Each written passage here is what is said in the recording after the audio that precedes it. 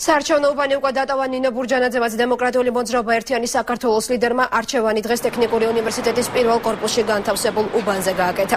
პარლამენტის ყოფილმა თავმჯდომარემ მოსახლეობას არჩევნებში მონაწილეობის მიღებისკენ მოუწოდა და თქვა, რომ ეს არჩევნების გაყალბებისგან თავის დაცვის ერთ-ერთი ყველაზე ეფექტური საშუალება იქნება. ბურჯანაძემ აქცენტი გააკეთა არჩევნების დემოკრატიულად ჩატარების აუცილებლობაზე და ასევე ისაუბრა წინა საარჩევნო გარემოს უთანასწორობაზეც. პირველის ყოვლისა მინდა ყველას ვთხოვო, დღეს შეიძლება ამის გაკეთება, რომ აბსოლუტურად ყველა მოვიდეს არჩევნებზე, ყველა მიიღოს მონაწილეობა.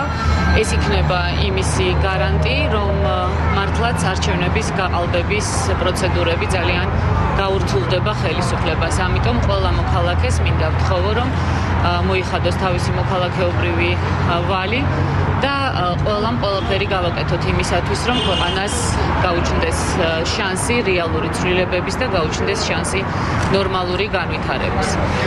ამასთანავე არ შემიძლია არ შევეხო იმ ძალიან მძიმე წინასაარჩევნო გარემოს, რომელიც იყო ქვეყანაში.